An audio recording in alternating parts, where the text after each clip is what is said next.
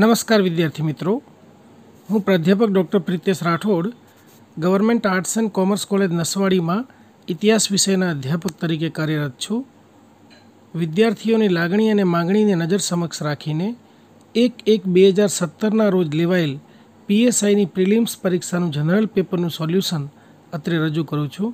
આ પેપર સોલ્યુશનમાં લગભગ તમામ પ્રશ્નોની વિગતો આપવાનો પ્રયાસ કર્યો છે. આશા રાખું છું કે આપ સૌને પસંદ આવશે જ. તો ચાલો શરૂ કરીએ. પ્રશ્ન 1. જો અહેમદાબાદ એટલે કે અમદાવાદને આવી રીતે લખાય તો બરોડાને કેવી રીતે લખાશે?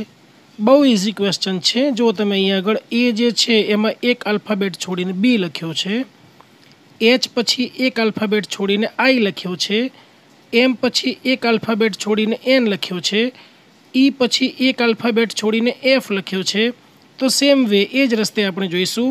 તો બરોડામાં બી પછી આવશે સી, એ પછી આવશે બી, આર પછી આવશે એસ, ઓ પછી આવશે પી, ડી પછી આવશે ઈ અને એ પછી આવશે બી. તો આપણને ખબર પડી ગઈ. તો આ જવાબ એ જે છે એ સાચો આવશે. પ્રશ્ન 2. ABCD એક ગોલ ટેબલની ફરતે બેઠા છે. તો અહીંયા આગળ આપણે એક ગોલ ટેબલ દોરી નાખ્યું, રાઉન્ડ ટેબલ કોન્ફરન્સ જેવું. હવે જોઈએ આપણે આ 4 ક્વેશ્ચનમાંથી સૌથી ઇઝી આ છે. જુઓ તમે, સીની સામે ડી બેઠો છે તો પહેલો સી લખી નાખ્યો અને એની સામે ડી લખી નાખ્યો. ડી કોણ છે આપણને ખબર નથી. આગળ જોઈએ, એ રસોઈયાની સામે બેઠો છે. ઓકે, તો એ જે છે એ રસોઈયાની સામે, એ આપણે અહીં લખી નાખ્યું તો એની સામે રસોઈયો બેઠો છે એટલે એ તો ખબર પડી ગઈ કે સી ડી સામે છે તો એન બી સામે હોય એટલે એની સામે બેઠો એટલે રસોઈયો તો બી થઈ ગયો. ઓકે, હવે જુઓ, બી નાઈની જમણે બેઠો છે. હવે બી ક્યાં બેઠો છે?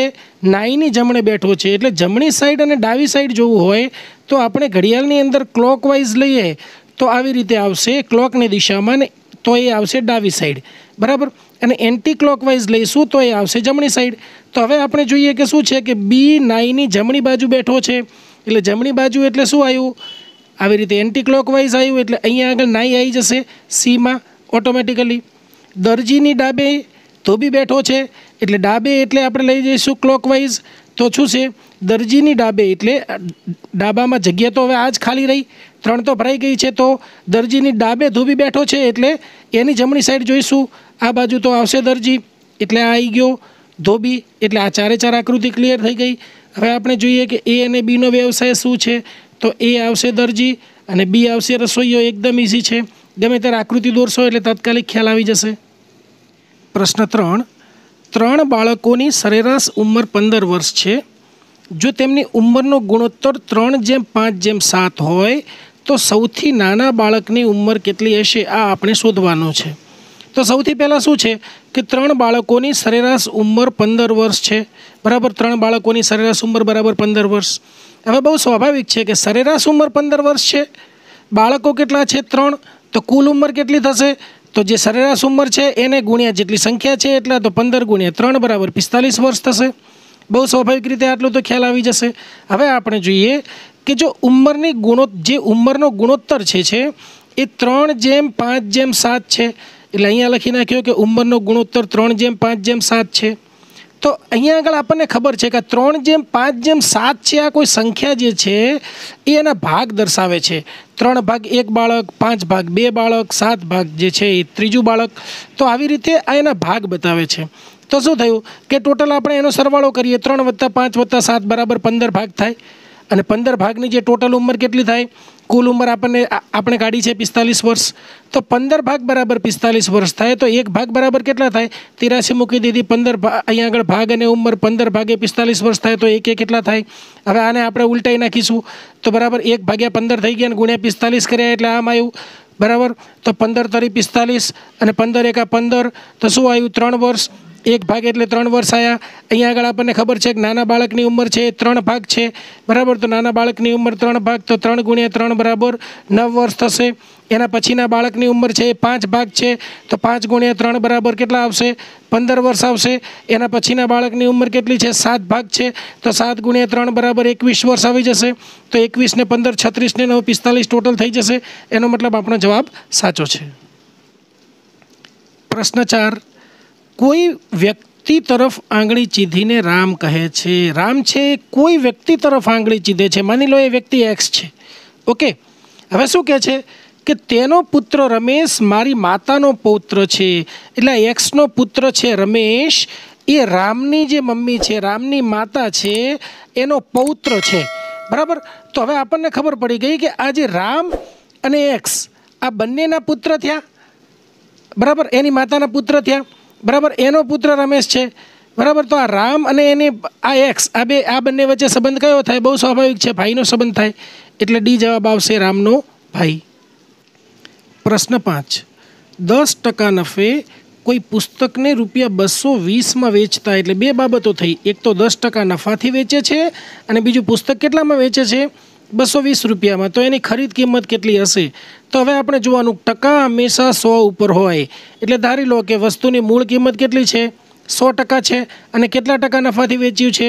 તો 10% નફાથી. એટલે નફો થયો 10%. તો 100% વત્તા 10% બરાબર કેટલા થયા? 110% થયા. અને વસ્તુ કેટલામાં વેચી છે?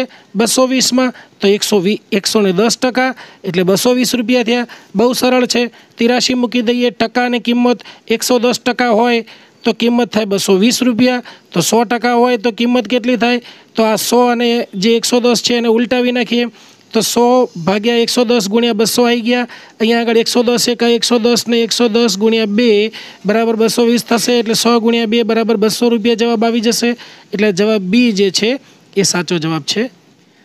પ્રશ્ન 6, ટેન્કનો 3/4 ભાગ એ પાણીથી ભરેલો છે. તેમાં 5 લીટર પાણી ઉમેરતા ટેન્ક 4/5 ભરાઈ જાય છે. તો ટેન્કની ક્ષમતા કેટલી હશે, એની કેપેસિટી કેટલી હશે એ આપણે શોધવાનું છે. હવે આપણે વાંચતા જઈએ અને લખતા જઈએ કે ટેન્કનો 3/4 ભાગ પાણીથી ભરેલો છે. તો અહીંયા આગળ શું લખ્યું? 3/4 એટલે કેટલા થાય? 75% થાય. જેમ કે 1/4 એટલે 25% થાય. 2/4 એટલે 50% થશે, કેમ કે 2/4 એટલે છેદ ઉડી જશે. બરાબર, આવી રીતે 2/4 તો 2 એકા 2 ને 1 એકા 1 એટલે 1/2 એટલે અડધો થઈ જશે. 3/4 એટલે 75% થશે. અને 4/4 એટલે આખો થઈ જશે. તો 3/4 એટલે 75% આવી ગયા. હવે આગળ જોઈએ કે તેમાં 5 લીટર ઉમેરતા ટેન્ક 4/5 ભરાઈ જાય છે.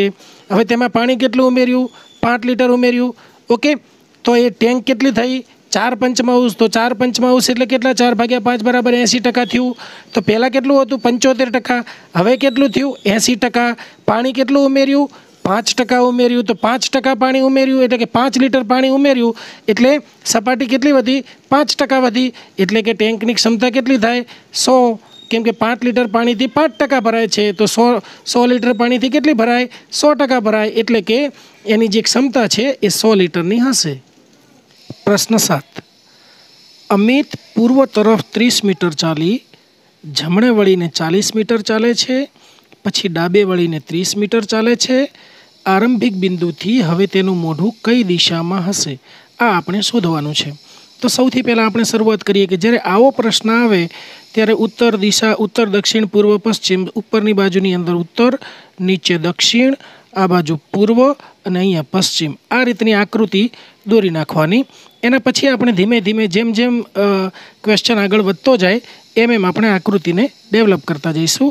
તો અમિત પૂર્વ તરફ 30 મીટર ચાલી, એટલે સૌથી પહેલાં અમિત જે છે અહીંયા હતો તો પૂર્વ તરફ અહીંયા આગળ 30 મીટર ચાલે છે. એના પછી એ જમણે વળીને, અહીંયાથી એ જમણે વળે છે એટલે અહીંયા આગળ 40 મીટર ચાલે છે. એના પછી એ ડાબે વળીને 30 મીટર ચાલે છે. તો હવે શું છે કે હવે આરંભિક બિંદુથી એટલે અહીંથી એનું મોઢું કઈ દિશામાં હશે? અહીંયા દેખાય છે ને, કઈ દિશામાં હશે?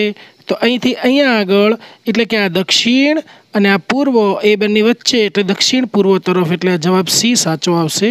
એનું મોઢું દક્ષિણ પૂર્વ તરફ હશે. પ્રશ્ન 8, જ્યારે જહાંગીરની ઉંમર 18 વર્ષ થશે ત્યારે અકબરની ઉંમર 50 વર્ષ થશે. એક કન્ડિશન આપણે નોંધી લીધી કે જહાંગીરની ઉંમર 18 વર્ષ થશે ત્યારે અકબરની ઉંમર 50 વર્ષ થશે. આગળ જોઈએ તો જ્યારે અકબરની ઉંમર જહાંગીરની ઉંમર કરતાં 5 ગણી હશે. બીજી કન્ડિશન, અકબરની ઉંમર એ જહાંગીરની ઉંમર કરતાં 5 ગણી એટલે જહાંગીર ગુણ્યા 5 બરાબર અકબર. આ બીજી કન્ડિશન.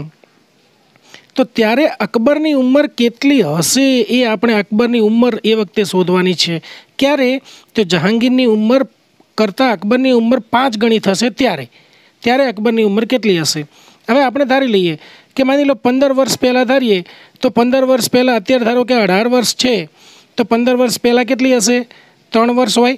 ओके अने एवी रीते 15 वर्ष पहला आज 50 वर्ष हती तेमांथी 15 गया एटले 35 वर्ष होय।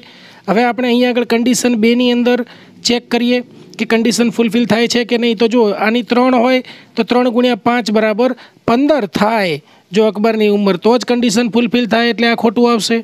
आगळ जोईए कि 10 वर्ष पहला लईए तो 8 वर्ष केम के 18 मांथी 10 गाड़ीए तो 8 वर्ष थशे। एवी रीते 50 मांथी 10 गाड़ीए तो 40 वर्ष थशे। तो अहींया जोईए 8 × 5 बराबर 40 थशे बराबर। तो 8 × 50 40 तो आ कंडीशन जे छे फूलफिल थाय छे एटले के अकबरनी उंमर ए वखते 40 वर्ष हशे एटले बी जवाब साचो छे। प्रश्न 9 ए अने बी पंजाबी सिंधी अने गुजराती जाणे छे। नोंधता जईए साथे साथे तो ए अने बी कई कई भाषाओं जाणे छे तो पंजाबी सिंधी गुजराती। बी अने सी ए पंजाबी गुजराती अने बंगाળી जाणे छे तो बी अने सी जे छे ए पंजाबी गुजराती अने बंगाળી लखी नाख्युं। अहींया ए अने ई छे ए तमिल सिंधी अने गुजराती जाणे छे तो ए ई तमिल सिंधी गुजराती। हवे शोधवानुं शुं छे कि पंजाबी तमिल सिंधी अने गुजराती आ 4 भाषाओं कोण जाणे छे। तो अहींया आपणे 4 भाषाओं लखी नाखीए। हवे जोईए कि ए बी कई जाणे छे पंजाबी सिंधी अने गुजराती तो पंजाबी सिंधी अने गुजराती कई बाकी रही तमिल बाकी रही। तो हवे आपणे जोईशुं कि तमिल जे छे ए अहींया आगळ आवेली छे। ओके तो अहींया आगळ कोण कोण छे ए अने ई छे बराबर एटले बी तो आवशे नहीं कोण आवशे ए छे। तो अहींया आगळ 4 भाषाओं कोण जाणे छे ए जाणे छे एटले जवाब आवशे सी। प्रश्न 10 शीला 2 मिनिट में 90 मीटर चाले छे 225 मीटर चालवा माटे तेने केटली मिनिट लागशे। बहु इजी क्वेश्चन छे। शीला 2 मिनिट में 90 मीटर चाले छे एटले 90 मीटर चालवा माटे एने केटलो समय लाग्यो 2 मिनिट एटले मीटर अने मिनिट 83 मूकी दो। 90 मीटर चालता 2 मिनिट लागी तो 225 मीटर चालता केटली मिनिट लागशे। ओके तो अहींया आगळ आ बेनो क्रम उल्टावी नाखवानो एटले 225 ऊपर अने 90 नीचे गुण्या 2 हता एना 2। तो अहींया आगळ जो 45 × 90 अने 45 × 50 225 तो अहींया आगळ 2 2 उड़ी जशे बराबर एटले केटला वध्या 5 वध्या एटले के 5 मिनिट थशे। 225 मीटर चालवा माटे 5 मिनिट थशे एटले आ जवाब सी साचो छे। प्रश्न 11 खुर्शीओनी खरीद किंमत 3 टेबलनी खरीद किंमत जेटली छे। एक खुर्सी अने एक टेबलनी खरीद किंमत 140 छे तो एक खुर्सीनी खरीद किंमत केटली थशे जोईए आपणे। तो 11 खुर्शीओनी खरीद किंमत अने 3 टेबलनी खरीद किंमत सरखी छे तो खुर्सी एटले चेर एटले सी लई लईए टेबल एटले टी लई लईए।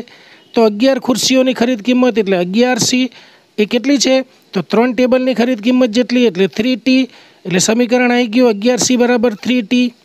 आगळ जोईए कि एक खुर्सी अने एक टेबलनी खरीद किंमत 140 रुपया छे एटले एक खुर्सी एटले सी अने एक टेबल एटले टी। सी वत्ता टी बराबर केटला आपेला छे 140 एटले आ बे तो आपेली ज छे कंडीशन एटले बे समीकरण तो आपणा तैयार थई गया। 11C बराबर 3T अने सी वत्ता टी बराबर 140 आ बे समीकरण तैयार थई गया। हवे शुं छे कि एक खुर्सीनी किंमत केटली थशे एटले एक चेरनी किंमत आपणे शोधवानी छे। सी बराबर केटला थशे तो सौथी पहेला जोईए कि आ 11C बराबर 3T ए पहेलुं समीकरण आपेलुं ज छे। तो शू करिए कि 3T है तो टी राखीए ने 3 ने बराबर आ बाजू लई जशुं एटले गुण्याम 6 एटले भाग्याम जता रहेशे। ओके टी बराबर 11C भाग्या 3 आवशे। हवे शुं करवानुं छे कि बीजुं समीकरण छे C वत्ता टी बराबर 140 तो एनी अंदर टी नी किंमत मूकी दईए तो C वत्ता 11C भाग्या 3 बराबर 140 थशे। हवे जोईए कि आनो अहींया आगळथी आपणे लसा लई लईए तो 3 जे छे ए आवशे लसा। अहींया आगळ कशुं नथी एटले एने 3 वडे गुणाशे एटले 3C भाग्या अरे 3C वत्ता 11C भाग्या 3 आवुं आवशे। हवे 3 ने आपणे आ बाजू बराबर ने आ बाजू लई जईशुं एटले भाग्यामांथी गुण्यामां आई जशे एटले 140 × 3 बराबर 420 थशे अने 11C वत्ता 3C बराबर 14C थशे एटले के 14C बराबर 420 आव्युं बराबर। माटे C बराबर शुं थशे कि आ 420 भाग्या सॉरी भूलमां 30 लखाया छे बाकी 14 आवशे बराबर। तो 420 भाग्या 14 એટલે 14 એકા 14 ને 14 તરી 42 એટલે 30 આવશે। C બરાબર 30 એટલે સાચો જવાબ આવશે C 30 એટલે આ એ જે છે ₹30 એ જવાબ સાચો છે। પ્રશ્ન 12 લક્ષદ્વીપ કઈ હાઈકોર્ટના કાર્યક્ષેત્રમાં આવે છે? બહુ ઇઝી ક્વેશ્ચન છે, થોડુંક વિચારશો તો ઓટોમેટિકલી ખ્યાલ આવી જશે। આ પ્રશ્નનો જવાબ ખ્યાલ હોવો જરૂરી નથી। જો અહીંયા આપણે માની લો કે ભારતનો નકશો આમ આપણે દોરીએ તો અહીંયા આપણને ખ્યાલ આવશે કે લક્ષદ્વીપ જે છે એ અહીંયા આગળ આવેલું છે, બરાબર। આંદામાન નિકોબાર ટાપ અહીંયા આગળ આ લક્ષદ્વીપ આવે, બરાબર। તો હવે આપણે જોઈએ કે કેરળ ક્યાં આવેલું છે, તો કેરળ આટલામાં આવે, બરાબર। તો હવે જોઈએ કે કેરળ અહીંયા આવ્યું, મદ્રાસ તો ક્યાં આવ્યું છે કે આ બાજુ આવ્યું, આ બાજુના કિનારે આવ્યું, બરાબર। દિલ્હી જે છે તો છેક ઉપર આવ્યું, મુંબઈ પણ અહીંયા આગળ ઉપર આવ્યું। એટલે અહીંયા જો લક્ષદ્વીપની નજીક કયું પડે છે? લક્ષદ્વીપની નજીક તો કેરળ જ પડે। એટલે જે કોઈ પણ રાજ્યના હાઈકોર્ટની અંદર આપે, બરાબર, કાર્યક્ષેત્ર, તો એ તો નજીકનું જ આપે ને, દૂરનું થોડું આપે, તો જ સરળતા રહે ને। એટલે આપણને ખ્યાલ આવી જાય કે લક્ષદ્વીપ હાઈકોર્ટ એ જે છે એ કેરળના કાર્યક્ષેત્રમાં, કેરળ હાઈકોર્ટના કાર્યક્ષેત્રમાં આવે છે। પ્રશ્ન 13 અનુસૂચિત જનજાતિનો દરજ્જો, આ 4 વિકલ્પ આપેલા છે, આપણે 4 4નો અભ્યાસ કરીએ।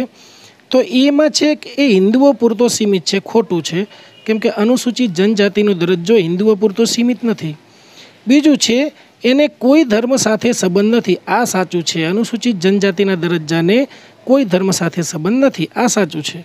હિન્દુઓ અને ખ્રિસ્તીઓ પૂરતો સીમિત છે, આ પણ ખોટું છે। હિન્દુઓ અને મુસ્લિમો પૂરતો સીમિત છે, આ પણ ખોટું છે। એટલે જવાબ આવી જશે બી। પ્રશ્ન 14 કોમ્પ્યુટરમાં યુએસબીનું પૂર્ણ રૂપ શું છે? યુએસબીનું ફૂલ ફોર્મ શું છે?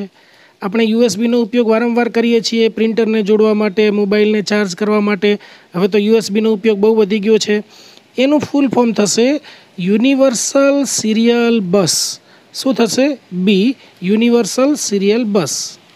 પ્રશ્ન 15 મોહિની અટ્ટમ કયા રાજ્યનું નૃત્ય છે? તો સાચો જવાબ છે કેરળ। મોહિની અટ્ટમ કેરળ રાજ્યનું નૃત્ય છે। મોહિની યટ્ટમ કે મોહિની અટ્ટમ આ બંને શબ્દોથી ઓળખાય છે। એ મૂળ મલયાલમ ભાષાનું નૃત્ય છે, મલયાલમ ભાષામાં એ ગવાય છે અને એ ત્યારબાદ એને પ્રસ્તુત કરાય છે। તો કેરળમાં વિકસિત એક પારંપરિક દક્ષિણ ભારતીય નૃત્ય છે। આ જે મોહિની અટ્ટમ છે એ કેરળમાં વિકસિત થયેલું એક પારંપરિક દક્ષિણ ભારતીય નૃત્ય છે। વધારે આગળ યાદ રાખવા જેવી બાબત એ છે કે એ ભારતના 8 પારંપરિક શાસ્ત્રીય નૃત્યોમાંનું એક છે। કયું? મોહિની અટ્ટમ અથવા તો મોહિની અટ્ટમ। આ નૃત્ય ખૂબ જ લાલિત્યપૂર્ણ છે અને તેને સ્ત્રીઓ દ્વારા જ એકલ નૃત્ય તરીકે પ્રસ્તુત કરાય છે। એટલે કે જ્યારે એની પ્રસ્તુતિ થતી હોય ત્યારે એકલી સ્ત્રી જ એને પ્રસ્તુત કરે છે, એમાં એની સાથે પુરુષ હોતો નથી। પ્રશ્ન 16 રિયો ઓલિમ્પિક 2016માં ભારતે કેટલા પદક જીત્યા? હવે એકચ્યુઅલી આ ક્વેશ્ચન છે એ જે તે સમયના કરંટ અફેર્સનો છે, એટલે અત્યારે આપણા માટે આ ખાસ મહત્ત્વનો નથી, પણ તેમ છતાં એનો જવાબ જોઈએ કે 1 રજત અને 1 કાંસ્ય જે પદક છે એ જીત્યો હતો।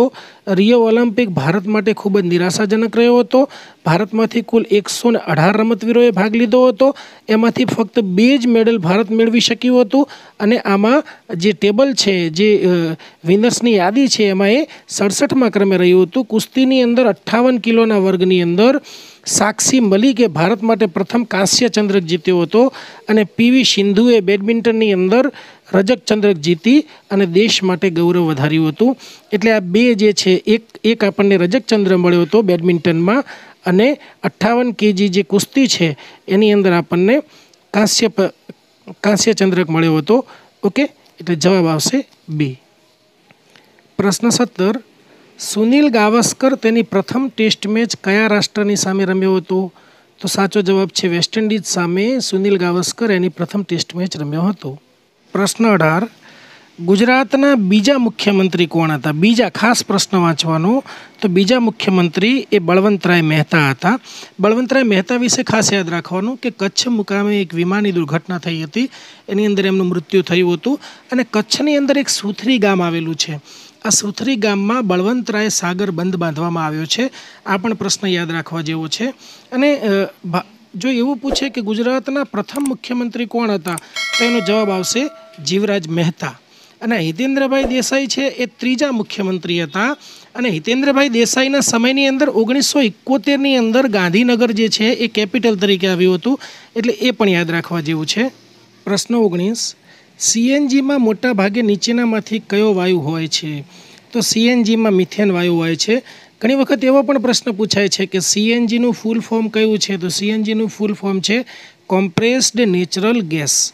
ઓકે, આવો નવો એલપીજીનો પ્રશ્ન પણ પૂછાય છે, બરાબર, જેમ સીએનજીનું પૂછાયું એમ કે એલપીજીનું ફૂલ ફોર્મ શું છે? તો એલપીજીનું ફૂલ ફોર્મ એ લિક્વિફાઈડ પેટ્રોલિયમ ગેસ છે અને એની અંદર જો વાયુ પૂછ્યો હોય આ પ્રશ્નની જેમ તો આવશે બ્યુટેન વાયુ. એટલે એક ખાસ યાદ રાખવાનું કે સીએનજીની અંદર મુખ્ય કયો વાયુ હોય?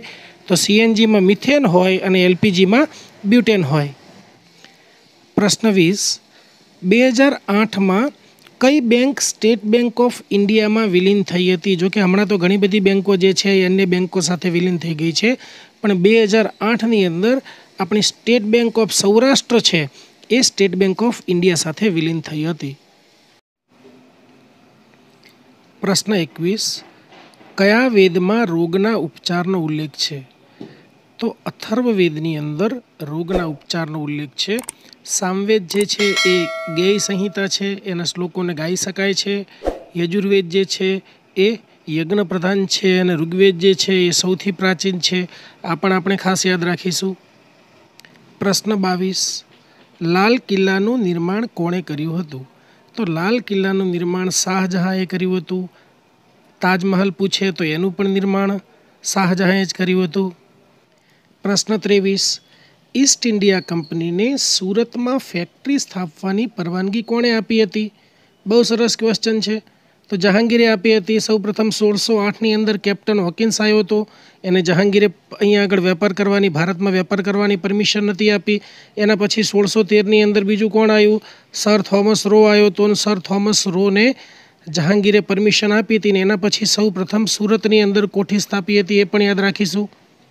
પ્રશ્ન 24, 1905માં બંગાળ વિભાજન દરમિયાન ભારતના ગવર્નર જનરલ કોણ હતા? તો જ્યારે બંગાળનું વિભાજન કર્યું હતું લોર્ડ કર્ઝને, એટલે આ ખાસ યાદ રાખીશું. બીજું એ પણ યાદ રાખીશું કે 1911ની અંદર બંગાળ વિભાજન જે છે એ રદ કર્યું હતું. ત્રીજું 1905ની અંદર એક બીજી પણ ચળવળ ચાલુ થઈ હતી, સ્વદેશી આંદોલન, એ પણ યાદ રાખીશું. આ સમય દરમિયાન જ છે. એ સમય દરમિયાન 1907ની અંદર સુરત મુકામે કોંગ્રેસના ભાગલા પડ્યા હતા, એ પણ યાદ રાખીશું. પ્રશ્ન 25, ઓગસ્ટ 1947માં ઇંગ્લેન્ડના પ્રધાનમંત્રી કોણ હતા? ભારતને આઝાદી મળી ત્યારે ઇંગ્લેન્ડના પ્રધાનમંત્રી ક્લિમેન્ટ એટલી હતા, બરાબર. ક્લિમેન્ટ એટલી છે એ ત્યાં આગળ ઇંગ્લેન્ડની અંદર મજદૂર પક્ષના નેતા હતા અને ત્યાં આગળ ઇંગ્લેન્ડના વડાપ્રધાન હતા. પ્રશ્ન 26, હરપ્પન સંસ્કૃતિનું સૌથી મહત્ત્વનું બંદર કયું હતું? જો કાલીબંગાન જે છે એ રાજસ્થાનમાં આવેલું છે, આ બંદર નથી, બરાબર. કાલા રંગની ચૂડીઓ એવો એનો અર્થ થાય છે. મોહેંજો-દડો પાકિસ્તાનમાં આવેલું છે, સિંધુ નદીના કિનારે, બરાબર, તો એ પણ બંદર નથી, બરાબર. ત્રીજું જે છે એ હરપ્પા, આ રાવી નદીના કિનારે આવેલું છે. એટલે આ બંને બંદર છે પણ આ મહત્ત્વના બંદર નથી. પણ સૌથી મહત્ત્વનું બંદર જે છે એ લોથલ છે, એ ગુજરાતમાં અમદાવાદ જિલ્લામાં ભોગાવો નદીના કિનારે આવેલું છે. એટલે સાચો જવાબ આવશે ડી. પ્રશ્ન 27, ગીત ગોવિંદના લેખક કોણ હતા? ગીત ગોવિંદના લેખક હતા જયદેવ. પ્રશ્ન 28, ભારતીય રાષ્ટ્રીય કોંગ્રેસના સર્વપ્રથમ પ્રમુખ કોણ હતા? તો સર્વપ્રથમ પ્રમુખ હતા વ્યોમેશચંદ્ર બેનર્જી. 28મી ડિસેમ્બર 1885ના રોજ ભારતીય રાષ્ટ્રીય કોંગ્રેસની સ્થાપના થઈ હતી. અને સ્થાપનાની અંદર મહત્ત્વનો ફાળો હતો એલન ઓક્ટેવિયન હ્યુમનો, બરાબર. એટલે એના પહેલાં પ્રમુખ હતા વ્યોમેશચંદ્ર બેનર્જી. પછી દર વર્ષે એનું એક સંમેલન ભરાતું હતું, બરાબર. આ જે પ્રથમ સંમેલન છે એ મુંબઈની અંદર ગોકુળદાસ તેજપાલ સંસ્કૃત મહાવિદ્યાલયની અંદર ભરાયું હતું. આ ખાસ યાદ રાખવા જેવા પ્રશ્નો છે. પ્રશ્ન 29, ક્ષેત્રફળની દ્રષ્ટિએ બીજા ક્રમે સૌથી મોટો ખંડ કયો છે? બીજા ક્રમે પૂછ્યો છે, સૌથી મોટો નથી પૂછ્યો. તો સૌથી મોટો જે છે એ એશિયા છે, બરાબર. બીજા નંબરની અંદર આફ્રિકા આવે, બરાબર. ત્રીજા નંબરની અંદર આવશે ઉત્તર અમેરિકા, ચોથા નંબરે આવશે દક્ષિણ અમેરિકા, પાંચમા નંબરે આવશે એન્ટાર્કટિકા, છઠ્ઠા નંબરે આવશે યુરોપ અને સૌથી નાનો આવશે ઓસ્ટ્રેલિયા. તો આપણે ખાસ યાદ રાખીશું કે સૌથી મોટો ખંડ છે એ એશિયા છે, बराबर। सौथी नानो छे ए ऑस्ट्रेलिया छे। बीजा नंबरे जे छे ए कयो छे तो आफ्रिका। एटले जवाब कयो आवशे?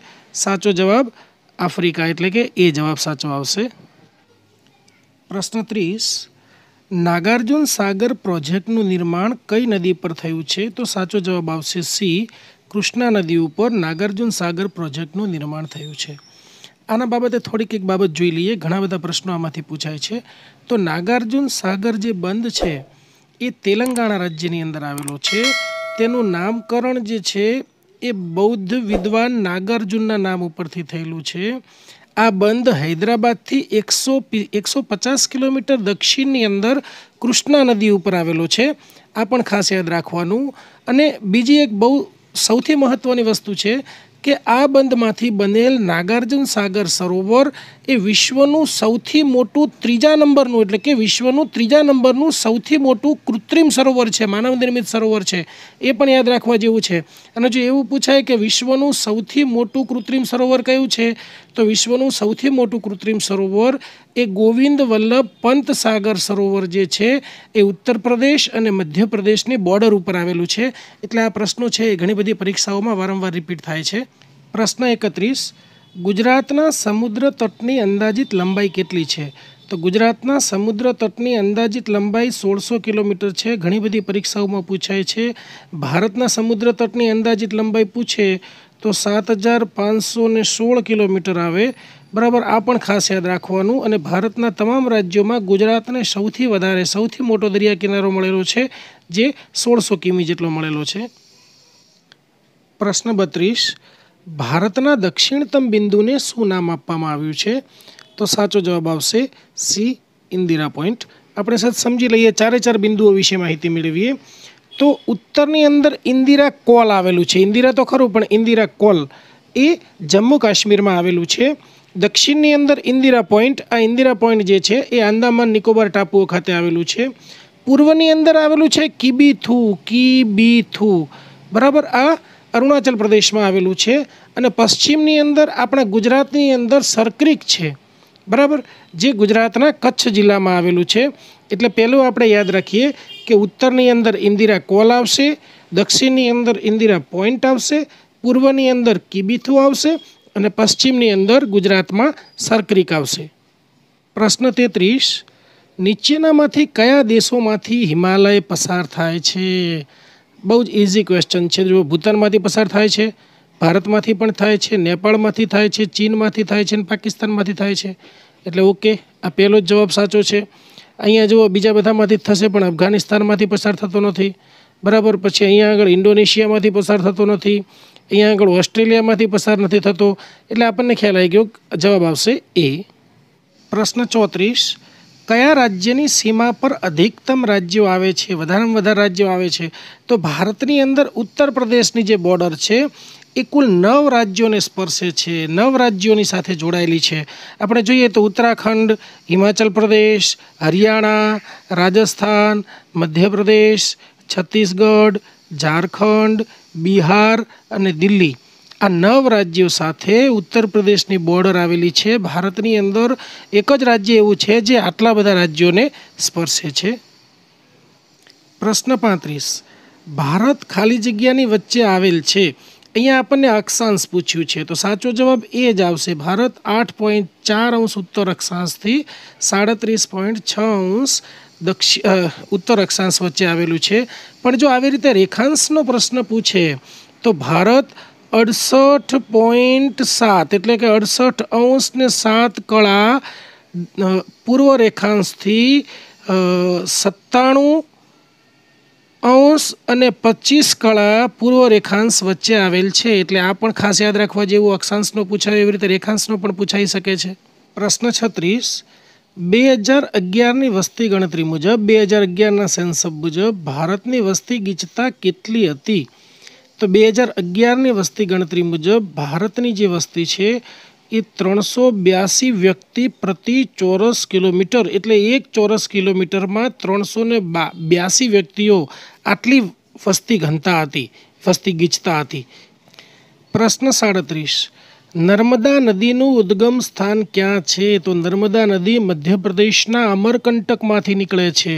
અને આપણને એવું પૂછે કે ગુજરાતની અંદર ક્યાંથી પ્રવેશે છે, તો ગુજરાતમાં છોટાઉદેપુર જિલ્લામાં આવેલા હાફેશ્વર ખાતેથી ગુજરાતની અંદર પ્રવેશે છે. આ પણ ખાસ યાદ રાખવા જેવું છે. પ્રશ્ન 38 છે, ખાલી જગ્યાથી કર્કવૃત પસાર થતું નથી. રાજસ્થાન, છત્તીસગઢ, ઓરિસ્સા કે ત્રિપુરા? હવે આપણે એટલું ખાસ ખ્યાલમાં રાખવાનું કે ભારતના કુલ 8 રાજ્યોમાંથી કર્કવૃત પસાર થાય છે. સૌથી પહેલાં ગુજરાત, રાજસ્થાન, મધ્યપ્રદેશ, છત્તીસગઢ, ઝારખંડ, પશ્ચિમ બંગાળ, ત્રિપુરા અને મિઝોરમ. બરાબર, આ 8 રાજ્યો ફરીથી જોઈએ તો ગુજરાત, રાજસ્થાન, મધ્યપ્રદેશ, છત્તીસગઢ, ઝારખંડ, પશ્ચિમ બંગાળ, ત્રિપુરા અને મિઝોરમ. આ 8 રાજ્યોમાંથી કર્કવૃત પસાર થાય છે. એટલે આપણે જોયું કે રાજસ્થાનમાંથી પસાર થાય છે, છત્તીસગઢમાંથી પસાર થાય છે, ત્રિપુરામાંથી પસાર થાય છે, પણ ઓરિસ્સામાંથી પસાર થતું નથી. એટલે સાચો જવાબ આવશે સી. પ્રશ્ન 39, નીચેનામાંથી કઈ માટી કપાસની ખેતી માટે શ્રેષ્ઠ છે? તો કપાસની ખેતી માટે કાળી માટી શ્રેષ્ઠ છે. બીજો પણ એક પ્રશ્ન ખાસ યાદ રાખવા જેવો છે કે ભારતની અંદર દખ્ખનના પઠારની અંદર કાળી માટીના લીધે કપાસની મોટા પ્રમાણમાં ખેતી થાય છે. એટલે આ કાળી માટી માટે આપણે દખ્ખનનો પઠાર છે એ પણ પ્રખ્યાત છે. એટલે આ પ્રશ્ન પણ પૂછાઈ શકે છે. પ્રશ્ન 40, ખાવાના મીઠાનું રાસાયણિક નામ શું છે? ખાવાના મીઠાને શું કહેવાય? Sodium chloride, NaCl. શું કહેવાય? સોડિયમ ક્લોરાઇડ, NaCl કહેવાશે. પ્રશ્ન 41, સૂર્યપ્રકાશ ખાલી જગ્યાનું સ્ત્રોત છે. તો સૂર્યપ્રકાશ એ વિટામિન ડીનું સ્ત્રોત છે. સૂર્યપ્રકાશમાંથી વિટામિન ડી મળે છે. હવે આપણે એ પણ સમજી લઈએ કે વિટામિન ડીનું શરીરની અંદર શું કાર્ય છે. તો શરીરમાં કેલ્શિયમ અને ફોસ્ફરસના પ્રમાણને આ વિટામિન ડી નિયંત્રિત કરે છે. પહેલું કામ છે શરીરમાં કેલ્શિયમ અને ફોસ્ફરસના પ્રમાણને નિયંત્રિત કરે છે. તો એના ઉપરથી આપણને ખ્યાલ આવી ગયો હશે કે દાંત અને હાડકાં માટે કેલ્શિયમ અને ફોસ્ફરસ બહુ જ મહત્ત્વના છે. એટલે કે આ વિટામિન ડી એ આપણા હાડકાં અને દાંતને મજબૂત બનાવવા માટે ખૂબ જ મહત્ત્વપૂર્ણ છે. અને તેમાંથી માંસપેશીઓ પણ સ્વસ્થ રહે છે. એટલે વિટામિન ડી આપણા શરીર માટે ખૂબ જ મહત્ત્વનું છે અને તે સૂર્યપ્રકાશમાંથી મળે છે. પ્રશ્ન 42, માનવ જઠરમાં કુદરતી રીતે કયો એસિડ ઉપલબ્ધ હોય છે? તો માનવ જઠરમાં કુદરતી રીતે હાઇડ્રોક્લોરિક એસિડ HCl જે છે એ ઉપલબ્ધ હોય છે. તો HClનું કાર્ય શું છે માનવ જઠરમાં, માનવ શરીરમાં? તો માનવ જઠરની અંદર બહુ જ અલ્પ માત્રામાં હાઇડ્રોક્લોરિક એસિડ એટલે કે HCl ઉપલબ્ધ હોય છે, જે ખોરાકના પાચનની અંદર આપણને મદદરૂપ થાય છે. પ્રશ્ન 43, લોહી ગંઠાઈ જવાની પ્રક્રિયામાં કયું વિટામિન મદદરૂપ છે? તો લોહી ગંઠાઈ જવાની ક્રિયામાં વિટામિન કે એટલે કે ડી જવાબ સાચો છે. વિટામિન કે એ રુધિર ગંઠાઈ જવાની ક્રિયામાં મદદરૂપ છે. એના આપણે અન્ય કાર્યોમાં જોઈએ તો એ દાંત, હાડકાં અને ચામડીને હેલ્ધી રાખવામાં મદદરૂપ છે. એટલે સૌથી પહેલાં દાંત, પછી હાડકાં અને સ્કિન એટલે કે ચામડી, આ ત્રણની અંદર વિટામિન ડી જે છે એ ખૂબ જ અગત્યનું છે. પ્રશ્ન 44, તાજા જન્મેલા બાળકના મગજનું વજન અંદાજે કેટલું હોય છે? તો તાજા જન્મેલા બાળકના મગજનું વજન એ અંદાજે 350 ગ્રામ જેટલું હોય છે. પણ જો પુખ્ત વયના માણસના જો મગજનું વજન પૂછ્યું હોય તો એ આશરે 3 પાઉન્ડ એટલે કે 1350 ગ્રામ જેટલું હોય છે. બીજો એક આમાં એક જે પ્રશ્ન છે એ પણ ખાસ યાદ રાખવા જેવો છે કે માણસનું મગજ છે એની અંદર 75% વધારે પાણી છે. બરાબર, 10% જે છે એ ચરબી છે. બરાબર, અને 8% એની અંદર પ્રોટીન હોય છે. એટલે કે જો એવો પ્રશ્ન પૂછાય કે માનવ શરીરની અંદર સૌથી વધુ ચરબીવાળું અંગ કયું છે, તો પણ જવાબ આવશે મગજ. માનવ શરીરની અંદર સૌથી વધુ ચરબીવાળું અંગ એ મગજ હોય છે. પ્રશ્ન 45, નીચેનામાંથી કયું પ્રાણી કુદરતી રીતે સૌથી લાંબુ જીવે છે? આમ તો આપણને ખ્યાલ છે કે વેલ, માછલી અને કાચબો જે છે એ કુદરતી રીતે સૌથી વધુ લાંબુ જીવે છે. પણ અહીંયા આર્કટિક આપેલું, આર્કટિક કરતાં અહીંયા આગળ વધુ યોગ્ય રહેશે એટલાન્ટિક વેલ જે છે એ એટલાન્ટિક વેલ છે એ કુદરતી રીતે સૌથી વધુ લાંબુ જીવનારું પ્રાણી છે. ખાસ યાદ રાખવા જેવું છે. પ્રશ્ન 46, પ્લાસ્ટર ઓફ પેરિસનું રાસાયણિક નામ શું છે? તો પ્લાસ્ટર ઓફ પેરિસનું રાસાયણિક નામ છે હેમીહાઇડ્રેટ કેલ્શિયમ સલ્ફેટ. પણ એને એવી રીતે પણ કહેવાય છે કે કેલ્શિયમ સલ્ફેટ હાઇડ્રેટ. પહેલું કેલ્શિયમ સલ્ફેટ લઈ લો ને પછી હાઇડ્રેટ લઈ લો, એટલે કેલ્શિયમ સલ્ફેટ હાઇડ્રેટ પણ કહેવાય છે. એનું સૂત્ર છે CaSO4 ઇન્ટુ 1/2 H2O. H2O એટલે પાણી. CaSO4 ઇન્ટુ 1/2 H2O આ એનું સૂત્ર છે. હવે આપણે જોઈએ કે એને પ્લાસ્ટર ઓફ પેરિસ શા માટે કહેવાય છે. તો આ જે પ્લાસ્ટર ઓફ પેરિસ છે એ એક પ્રકારની અર્ધજલીય કેલ્શિયમ સલ્ફેટ છે. તેને પ્લાસ્ટર ઓફ પેરિસ કહેવાય છે. કેમ એને પ્લાસ્ટર ઓફ પેરિસ કહેવાય છે? કેમ કે એ જીપ્સમમાંથી મળે છે અને આ જીપ્સમ છે મોટે ભાગે પેરિસની અંદર જોવા મળે છે, એટલા માટે એને પ્લાસ્ટર ઓફ પેરિસ કહેવાય છે. અને એનું જે સૂત્ર છે એ પણ યાદ રાખવાનું, CaSO4 ઇન્ટુ 1/2 H2O, આ ખાસ યાદ રાખવાનું. પ્રશ્ન 47. રેફ્રિજરેટરમાં કુલન્ટ રૂપે ખાલી જગ્યા ગેસનો ઉપયોગ થાય છે. તો સાચો જવાબ આવશે એમોનિયા. હવે આપણે જોઈ લઈએ કે એમોનિયા એ નાઇટ્રોજન અને હાઇડ્રોજન એ બંનેમાંથી બને છે અને એનું સૂત્ર છે NH3. શું સૂત્ર છે? NH3. ઓકે, એ યાદ રાખવાનું. બીજું કે બરફ બનાવવાના કારખાનામાં પણ એમોનિયાનો જ ઉપયોગ કરવામાં આવે છે. આવો પણ પ્રશ્ન ઘણી જગ્યાએ પૂછાય છે. આ ઉપરાંત યુરિયા ખાતર બનાવવા માટે, એમોનિયમ સલ્ફેટ બનાવવા માટે, એમોનિયમ ફોસ્ફેટ બનાવવા માટે, એમોનિયમ નાઇટ્રેટ બનાવવા માટે, આ બધા માટે પણ એમોનિયા ઉપયોગી છે અને એનું સૂત્ર છે NH3. એ નાઇટ્રોજન અને હાઇડ્રોજનમાંથી બને છે. પ્રશ્ન 48.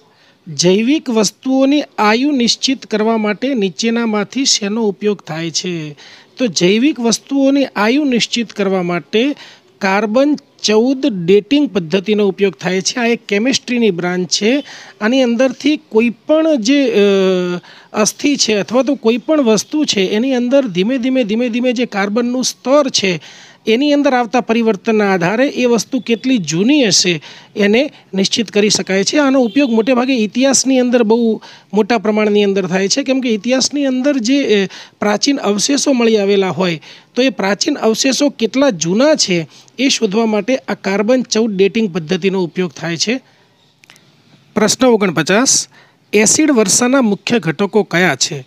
તો એસિડ વર્ષાના મુખ્ય ઘટકો બે છે, સલ્ફર ઓક્સાઇડ અને નાઇટ્રોજન ઓક્સાઇડ. સલ્ફર ઓક્સાઇડ એટલે SO2 અને નાઇટ્રોજન ઓક્સાઇડ એટલે NO2. આ બંને ખાસ યાદ રાખવાના. હવે આપણે થોડુંક સલ્ફર એસિડ વર્ષા વિશે સમજીએ. તો એસિડ વર્ષા થવાનું મૂળ કારણ એ છે કે પૃથ્વીના વાયુમંડળમાં સલ્ફર ડાયોક્સાઇડ એટલે કે SO2 તથા નાઇટ્રોજન ઓક્સાઇડ એટલે કે NO2 આ પાણી સાથે પ્રક્રિયા કરે છે, કુદરતી રીતે પ્રક્રિયા થાય છે અને તેમાંથી નાઇટ્રિક એસિડ તથા ગંધકનું એસિડ બની જાય છે અને જે છેવટે એસિડ વર્ષામાં પરિણમે છે. આ એસિડ વર્ષા જે છે એ બે પ્રકારના વાયુ પ્રદૂષણથી થાય છે. કયું કયું? તો SO2 અને NO2, સલ્ફર ડાયોક્સાઇડ અને નાઇટ્રોજન ઓક્સાઇડના લીધે આ બે પ્રકારના વાયુ પ્રદૂષણના લીધે થાય છે.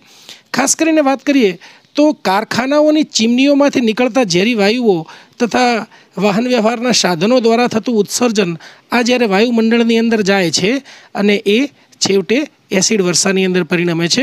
એક પ્રશ્ન એવો પણ ઘણી વખત પૂછાય છે કે એસિડ વર્ષાનું કેન્દ્ર કયું છે? તો એસિડ વર્ષાનું કેન્દ્ર છે માન્ચેસ્ટર છે. એના ઉપરથી બીજો પણ એક ક્વેશ્ચન આવી શકે કે માન્ચેસ્ટર શાના માટે પ્રખ્યાત છે? તો માન્ચેસ્ટર એ કાપડ ઉદ્યોગ માટે પ્રખ્યાત છે. ત્રીજો પણ ક્વેશ્ચન આવી શકે કે ભારતના માન્ચેસ્ટર તરીકે કયું શહેર પ્રસિદ્ધ છે? તો અમદાવાદ એ ભારતના માન્ચેસ્ટર તરીકે ઓળખાય છે. પ્રશ્ન 50. અમેરિકાના રાષ્ટ્રપ્રમુખની 2012ની ચૂંટણીમાં બરાક ઓબામાએ કોને હરાવ્યા હતા? તો મિટ રોમનીને હરાવ્યા હતા, એટલે જવાબ સી સાચો છે. પ્રશ્ન 51. તમિલનાડુના વર્તમાન મુખ્યમંત્રી કયા રાજકીય પક્ષના છે? હવે આ પ્રશ્ન પણ કરંટ અફેર્સનો છે, એટલે ભવિષ્યમાં જ્યારે આવો કોઈ પ્રશ્ન પૂછાય તો એ વખતે જ્યારે જેવી પરિસ્થિતિ હોય એ પ્રમાણે જવાબ લખવો પડે. પણ આ 2016નું પેપર છે, બરાબર, 2017નું, તો એના આધારે આપણે લખીએ કે AIDMK આ તમિલનાડુની જે સરકાર છે એના મુખ્યમંત્રી છે. તો આપણે બીજા ઘણા બધા પ્રશ્નો આને સંલગ્ન પણ પૂછાય છે, જેમ કે AIDMK, આ AIDMKનું ફૂલ ફોર્મ શું છે? તો AIDMKનું full form all India Anna Dravida Munnetra Kazhagam. All India Anna Dravida Munnetra Kazhagam એ એનું આખું નામ છે. એના પછી જો કોઈ પૂછે કે આ પક્ષ ક્યાંનો છે, તો તમિલનાડુ, પોંડિચેરી અને ભારતનો એક રાજકીય પક્ષ છે, એની સ્થાપના જે છે એ 1972માં થઈ હતી. ઓકે, આ જે પક્ષ છે એ અન્ના દ્રમુક તરીકે પણ ઓળખાય છે. આ એનું લોકપ્રિય નામ છે, અન્ના દ્રમુક, બરાબર. અને બહુ ફેમસ એના નેતા છે જયલલિતા, એ પણ આપણને ખ્યાલ છે. પ્રશ્ન 52, નીતિ આયોગના ચીફ એક્ઝિક્યુટિવ ઓફિસર એટલે કે CEO કોણ છે? તો નીતિ આયોગના CEO જે છે એ અમિતાભ કાંત છે. નરેન્દ્ર મોદી તો આપણે બધા ઓળખીએ છીએ, ભારતના વડાપ્રધાન છે, બરાબર. વાયવી રેડ્ડીની વાત કરીએ તો વાયવી રેડ્ડી 2003થી 2008 સુધી ભારતીય રિઝર્વ બેંકના ગવર્નર હતા અને એમને પદ્મભૂષણ એવોર્ડ પણ મળેલો છે, એ પણ ખાસ યાદ રાખવા જેવું છે. બિમલ જાલાન, તો બિમલ જાલાનનો પણ આપણી જે ચલણી નોટો ઉપર છે એના ઉપર આપણે એમની સહી જોઈએ છીએ, બરાબર. તો એ પણ ભારતના ભૂતપૂર્વ રાજ્યસભાના સાંસદ હતા અને 1997થી 2003 સુધી તેઓ પણ RBIના ગવર્નર રહ્યા છે. એટલે આ વાયવી રેડ્ડી અને બિમલ જલન, આ બંનેની જે સહી છે એ તમે આપણી જે ચલણી નોટો છે એ જૂની હોય તો એની અંદર તમને જોવા મળશે. પ્રશ્ન 53, 15મી ઓગસ્ટ 1947ના રોજ RBIના ગવર્નર કોણ હતા? તો 15મી ઓગસ્ટ 1947ના રોજ RBIના ગવર્નર એ શીડી દેશમુખ હતા. જોકે આમ તો આ 3 વિકલ્પ બહુ અગત્યના છે, તો એને આપણે સહેજ સમજી લઈએ. સૌથી પહેલાં વાત કરીએ ઓસ્બોર્ન સ્મિથની.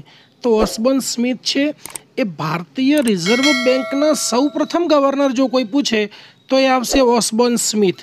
એટલા માટે કે તેઓ ભારતીય રિઝર્વ બેંકની સ્થાપના થયા પછી 1935થી 1937 સુધીના સૌપ્રથમ ગવર્નર હતા, બરાબર. પણ એ ભારતીય ગવર્નર હતા. બીજો ક્વેશ્ચન એ પૂછાય કે ભારતીય રિઝર્વ બેંકના પ્રથમ ભારતીય ગવર્નર કોણ હતા? તો પ્રથમ ભારતીય ગવર્નર આવશે CD દેશમુખ. 1943થી કરી અને 1949 સુધી તેઓ RBIના ગવર્નર તરીકે રહ્યા હતા. એટલે 15મી ઓગસ્ટ આ સમયગાળા દરમિયાન જ આવે છે, એટલે સાચો જવાબ આવશે CD દેશમુખ. પછી બેનેગલ રામારાવ. આ બેનેગલ રામારાવ છે એ પણ 1949થી 1957 સુધી ભારતીય રિઝર્વ બેંકના ચોથા ગવર્નર હતા, બરાબર. એટલે જો એમ કોઈ પૂછે કે 26મી જાન્યુઆરી 1950ના દિવસે જ્યારે આપણે પ્રજાસત્તાક થયા ત્યારે RBIના ગવર્નર કોણ હતા? તો એમાં જવાબ આવશે બેનેગલ રામારાવ. એટલે આ પ્રશ્નનો જવાબ આવશે અત્યારે C. પ્રશ્ન 54, માઇક્રોસોફ્ટના ચીફ એક્ઝિક્યુટિવ ઓફિસર કોણ છે? તો જેફ બેસોય, એટલે કે આમ તો એમનું મૂળ નામ છે જેફ બેજોસ, બરાબર. પણ આ જે છે જેફ બેજોસ એ Amazon.comના સંસ્થાપક છે, અધ્યક્ષ છે અને CEO છે.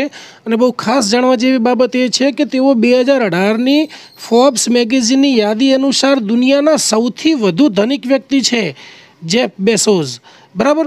એના પછી બીજું જોઈએ સુંદર પિચઈ. આ સુંદર પિચઈ છે એ ગૂગલના CEO છે. શેના? ગૂગલના CEO છે, બરાબર. એટલે આપણે અહીંયા આગળ માઇક્રોસોફ્ટમાં નહીં આવે.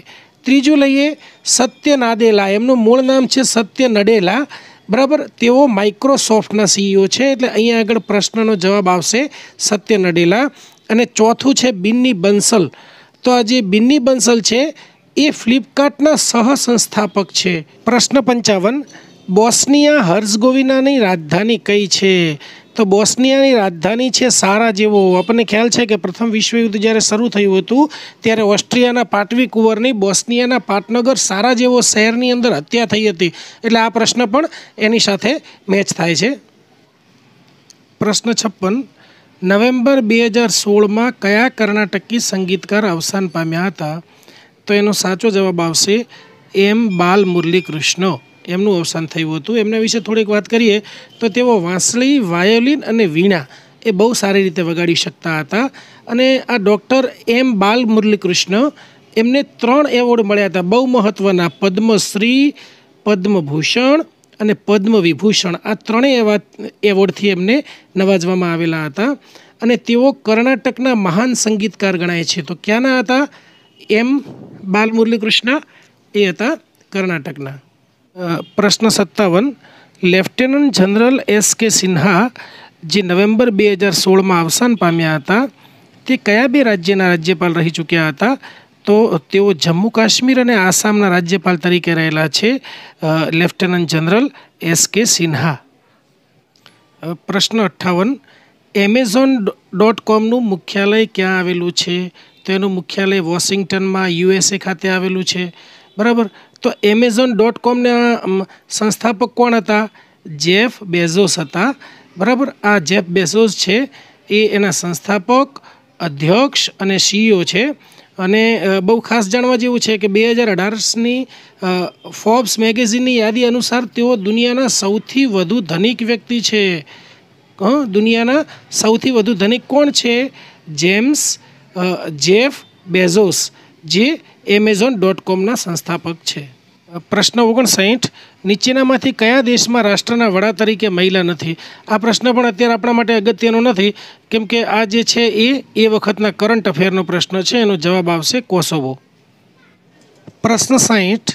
ગુજરાત વિધાનસભામાં વિરોધ પક્ષના નેતા કોણ છે? હવે આ ક્વેશ્ચન જે છે એ પણ જ્યારે ત્યારે જાન્યુઆરી 2017માં કરંટ અફેર્સનો પ્રશ્ન છે. એ વખતે વિરોધ પક્ષના નેતા તરીકે શંકરસિંહ વાઘેલા હતા. પણ જો અત્યારે પૂછે વિરોધ પક્ષના નેતા તરીકે, અત્યારે એટલે હું જ્યારે આ વિડીયો બનાવી રહ્યો છું ત્યારે, એટલે કે ઓગસ્ટ 2020ની અંદર આપણા ગુજરાત વિધાનસભાના વિરોધ પક્ષના નેતા પરેશ ધાનાણી છે, જે કોંગ્રેસ પક્ષના છે, અને તે જુલાઈ 2017થી છે. પ્રશ્ન 62. ઓલ ઇંગ્લેન્ડ બેડમિન્ટન ચેમ્પિયનશિપ 2016ના વિજેતા કોણ છે? નામ શું છે? All England badminton championship 2016. તો એના ચેમ્પિયન છે, એના વિજેતા છે લિન ડેન. લિન ડેન વિશે આપણે થોડુંક વધુ જાણીએ કે લિન ડેન એ પૂર્વ ચીની વ્યાવસાયિક બેડમિન્ટન ખેલાડી છે. ક્યાંના છે? તો ચીનના. બરાબર. વ્યાવસાયિક બેડમિન્ટનના ખેલાડી છે. શું નામ છે? લિન ડેન. બરાબર. એમનો આપણે રેકોર્ડ જોઈએ તો તે 2 વખતનો ઓલિમ્પિક ચેમ્પિયન, 1 વખત નહીં પણ 2 વખત, 5 વખતનો વર્લ્ડ ચેમ્પિયન છે, તેમજ 6 વખત ઓલ ઇંગ્લેન્ડ ચેમ્પિયન છે. પ્રશ્ન 63. RBI અધિનિયમની કઈ કલમ હેઠળ RBIને ભારતમાં ચલણી નોટો બહાર પાડવાની સત્તા છે? અહીં ખાસ યાદ રાખવાનું, RBI અધિનિયમ એની કઈ કલમ હેઠળ રિઝર્વ બેંક ઓફ ઇન્ડિયાને ભારતમાં ચલણી નોટો બહાર પાડવાની, ચલણી નોટો છાપવાની સત્તા છે? તેનો જવાબ આવશે કલમ 22 મુજબ. RBI અધિનિયમની કલમ 22 મુજબ RBIને ભારતમાં ચલણી નોટો બહાર પાડવાની સત્તા છે. થોડુંક વિશેષ આપણે એના વિશે જોઈએ તો ભારતની કેન્દ્રીય બેંક કઈ છે? તો ભારતીય રિઝર્વ બેંક. એનું નામ છે RBI. એટલે રિઝર્વ બેંક ઓફ ઇન્ડિયા, જે 1 રૂપિયાની નોટ સિવાયની, એટલે 1 રૂપિયાથી ઉપરની તમામ મૂલ્ય વર્ગની નોટોનું પ્રિન્ટિંગ કરે છે. માત્ર 1 રૂપિયાની નોટ પર ભારતના નાણાં સચિવના હસ્તાક્ષર હોય છે, જ્યારે બાકીની તમામ નોટ ઉપર ભારતીય રિઝર્વ બેંકના ગવર્નરના હસ્તાક્ષર હોય છે. બરાબર. 1 રૂપિયાની નોટ ઉપર કોના હોય? ભારતના નાણાં સચિવના હસ્તાક્ષર હોય, સહી હોય એમની, જ્યારે બાકીની તમામ નોટો ઉપર ભારતીય રિઝર્વ બેંકના ગવર્નરની સહી હોય છે. બીજું આગળ જોઈએ તો 1935 પહેલાં મુદ્રા છાપવાની જવાબદારી, એટલે કે નોટો છાપવાની જવાબદારી ભારત સરકાર પાસે હતી. પણ RBIની સ્થાપના 1 એપ્રિલ 1935ની અંદર થઈ. ભારતીય રિઝર્વ બેંક અધિનિયમ 1934 અંતર્ગત કરવામાં આવી હતી. તેની મુખ્ય ઓફિસ જે છે એ મુંબઈ ખાતે આવેલી છે, અને રિઝર્વ બેંકને આ અધિનિયમ મુજબ મુદ્રા પ્રબંધકની ભૂમિકા આપવામાં આવી છે. ભારતીય રિઝર્વ બેંક અધિનિયમની કલમ 22 મુજબ રિઝર્વ બેંકને નોટ જાહેર કરવાનો અધિકાર આપવામાં આવ્યો છે. એટલે કે ભારતીય RBI અધિનિયમની કલમ નંબર 22 મુજબ RBIને ભારતમાં ચલણી નોટો બહાર પાડવાની સત્તા છે. પ્રશ્ન 64. સ્વતંત્ર ભારતમાં પહેલીવાર ₹1000ની ચલણી નોટો ક્યારે બહાર પાડવામાં આવી હતી? તો સ્વતંત્ર ભારતમાં છે, એટલે આઝાદી પછી ભારતમાં પહેલીવાર ₹1000ની ચલણી નોટો 1954માં બહાર પાડવામાં આવી હતી. જોકે સ્વતંત્રતા પહેલાં તો બહાર પાડવામાં આવી જ હતી. પ્રશ્ન 65. સુપ્રસિદ્ધ મનોવિજ્ઞાની સિગમન્ડ ફ્રોઇડ મનોવિશ્લેષણવાદના પ્રણેતા કયા રાષ્ટ્રના હતા? તો એ તે ઓસ્ટ્રિયાના હતા. ઓસ્ટ્રેલિયાના નહીં, આ ખાસ યાદ રાખવાનું. આગળ જોઈએ આપણે તો સિગમન્ડ ફ્રોઈડ એ સ્નાયવિક રોગોના વિશેષજ્ઞ ડૉક્ટર હતા. તેમણે માનસિક રોગોની સારવાર દરમિયાન મનોવિજ્ઞાનને લગતા કેટલાક ચર્ચાસ્પદ અને નવીન સિદ્ધાંતો આપ્યા. તેમણે આ સિદ્ધાંતોને આધારે જે વિકસેલ સંપ્રદાય છે એ મનોવિશ્લેષણ સંપ્રદાય કે મનોવિશ્લેષણવાદ તરીકે ઓળખાયો છે. એટલે આપણને એવો પ્રશ્ન પૂછાય કે મનોવિશ્લેષણવાદના પ્રણેતા કોણ છે, તો એ સિગમન્ડ ફ્રોઈડ છે. આ એમનો ફોટો છે. પ્રશ્ન 66, નીચેનામાંથી કોણ આત્મહત્યાના કારણો પર સંશોધન કરનાર જાણીતા સમાજશાસ્ત્રી છે? ધ્યાનમાં શું રાખવાનું છે? આત્મહત્યાના કારણો પર સંશોધન કરનાર જાણીતા સમાજશાસ્ત્રી તો એ એમિલ દુર્ખીમ છે. એમિલ દુર્ખીમે આત્મહત્યાના કારણો પર સંશોધનો કર્યા છે. આગળ જોઈએ આપણે તો એમિલ દુર્ખીમ એમનો જન્મ છે 15 એપ્રિલ 1858 અને ત્યાંથી કરી અને મૃત્યુ છે 15 નવેમ્બર 1917. પોતે ફ્રેન્ચ સમાજશાસ્ત્રી હતા દુર્ખીમ, બરાબર, જેમણે સમાજશાસ્ત્રને એક સામાજિક વિજ્ઞાન તરીકે પ્રસ્થાપિત કરવામાં મહત્ત્વનું યોગદાન આપ્યું હતું. ઓગસ્ટ કોમ્તે પછી ફ્રાન્સના સામાજિક વિચારકોમાં દુર્ખીમનું નામ સૌથી વધારે પ્રસિદ્ધ છે. 1897ની અંદર આંકડાશાસ્ત્રીય સામગ્રીના આધારે તેમણે આત્મહત્યા પાછળ રહેલા સામાજિક તથ્યનું પૃથ્થકરણ તેમના ધ સુસાઇડ નામના પુસ્તકમાં, કયા પુસ્તકમાં? ધ સુસાઇડ નામના પુસ્તકમાં કર્યું છે. ઓકે, આ જે છે એ એમિલ દુર્ખીમનો ફોટો છે. પ્રશ્ન 67, સુપ્રસિદ્ધ મનોવિજ્ઞાની ઇવાન પાવલોવ તેમના સંશોધનમાં કયા પશુના ઉપયોગ માટે જાણીતા હતા? પાવલોવનું નામ આવે એટલે કૂતરો ઓટોમેટિક યાદ આવી જાય. લાળવાળું અભિસંધાન, બરાબર, ક્રિયાત્મક અભિસંધાન. ઇવાન પાવલોવનો જન્મ ઈસવીસન 1849ના સપ્ટેમ્બરની 14 તારીખે રશિયાના રિયાઝાન ગામમાં થયો હતો. ઘણી વખત એવો પણ પ્રશ્ન પૂછાય છે કે પાવલોવ જે છે એ ક્યાંના હતા? બરાબર, તો એ રશિયાના હતા. કૂતરાના મોંમાં ખાવાનું જોઈને લાળ આવતી હોય છે. બહુ સ્વાભાવિક પ્રક્રિયા છે. આપણને પણ ખાવાનું જોઈએ એટલે મોઢામાં લાળ આવી જાય. પાવલોવે કૂતરાને ખાવાનું આપતી વખતે ઘંટડી વગાડવાનો પ્રયોગ કર્યો. જેવી ઘંટડી વાગે એવું કૂતરાને ખાવાનું મળે. થોડા સમય પછી ખાવાનું ન હોય તો પણ ઘંટડીનો અવાજ સાંભળી કૂતરાના મોંમાંથી લાળ આવતી. પાવલોવે કરેલો આ પ્રયોગ એ વિશ્વ પ્રસિદ્ધ બન્યો. કેમ કે કૂતરાના મગજની અંદર એક અભિસંધાન થઈ ગયું હતું. એને ખ્યાલ આવી ગયો હતો કે ઘંટડી વાગી છે એટલે હવે ખાવાનું મળશે.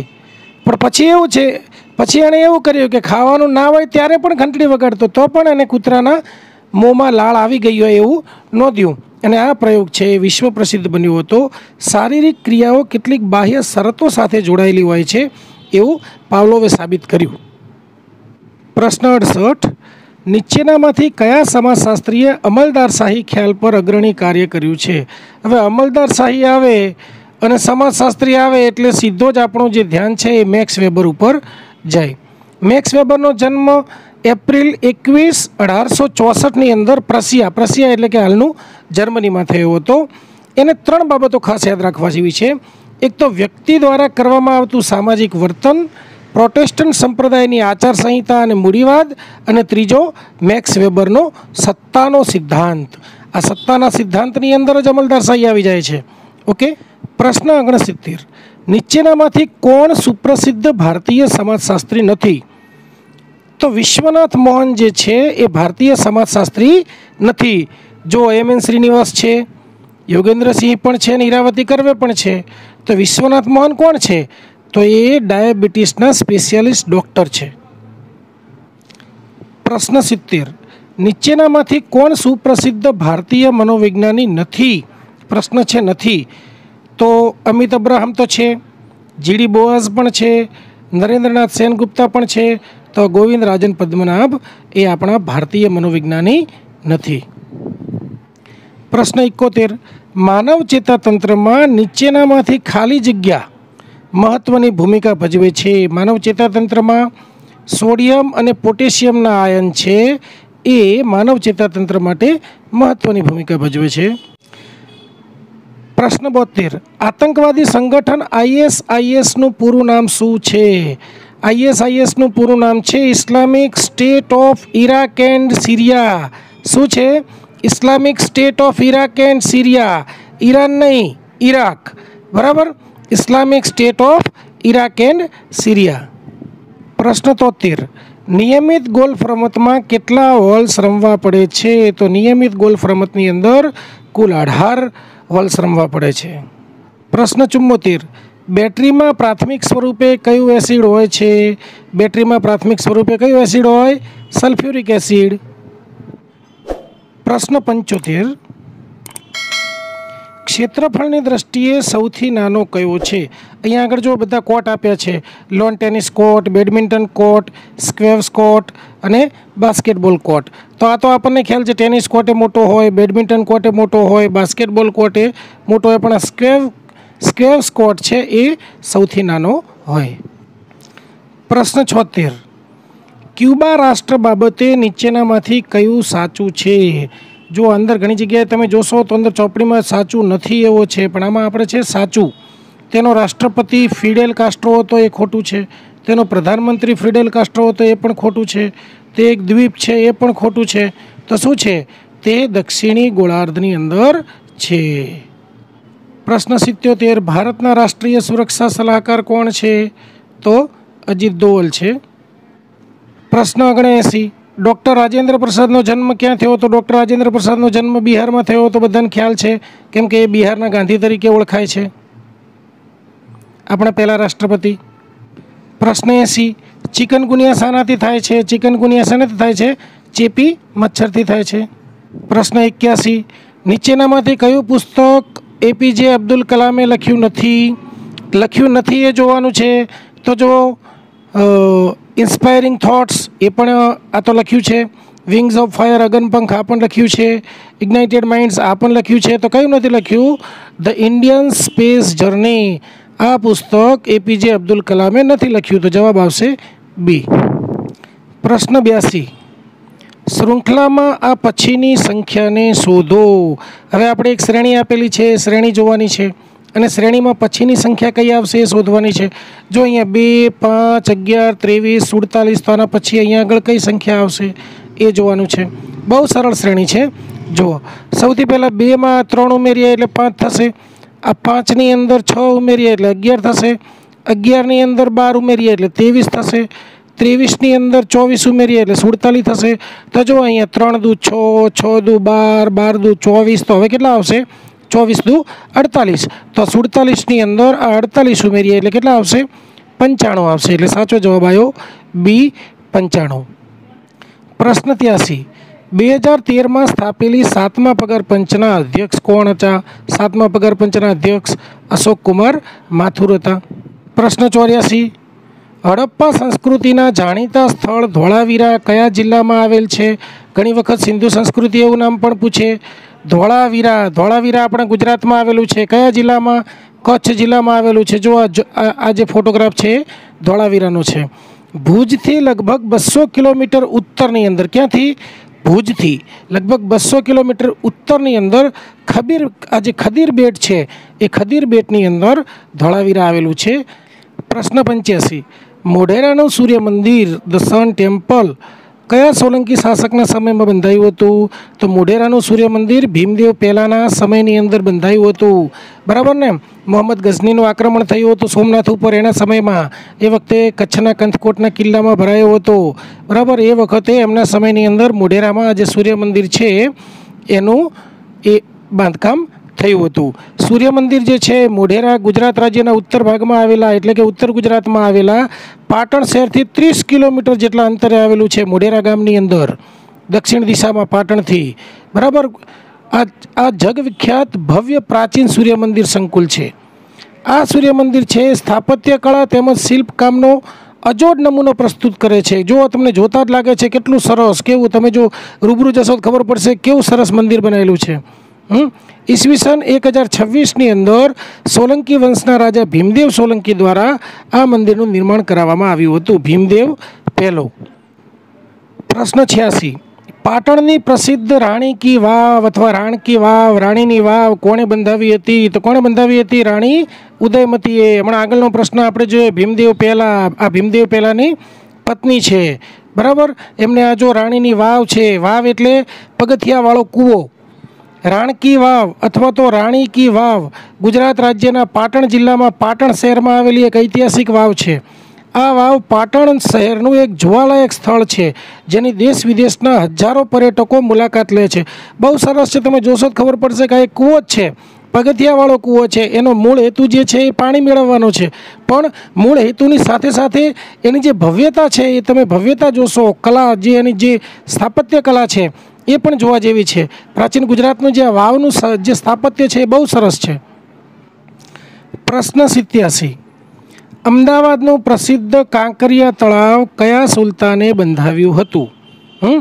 સુલતાન કુતુબુદ્દીન અહમદ શાહ, મોહમ્મદ શાહ, ઘણી આમ બરાબર એમણે બંધાવ્યું હતું. આ કાંકરિયા તળાવ છે બહુ અને હમણાં તો જે કાંકરિયા કાર્નિવલ છે અત્યારે તો ખરેખર કાંકરિયા તળાવ જોવા જેવું છે. કાંકરિયા તળાવ સુલતાન કુતુબુદ્દીન અહમદ શાહ બીજાએ બંધાવ્યું હતું. કોને? કુતુબુદ્દીન અહમદ શાહ બીજાએ. આ નામ યાદ રાખવા જેવું છે, અંદર થોડી ભૂલ છે, બરાબર. ક્યારે બંધાવ્યું હતું? તો 15મી સદીમાં એનું બાંધકામ. ક્યારે? 1451ની અંદર પૂર્ણ થયું હતું. એ સમયે તે કુતુબ હોજ અથવા તો હોજે કુતુબ તરીકે ઓળખાતું હતું. તે મુખ્યત્વે રાજાના સ્નાનાર્થે એનો ઉપયોગ કરતા હતા. વિચાર કરો, કેવડું મોટું તળાવ, રાજાને સ્નાન કરવા માટે. વિચાર કરો તમે.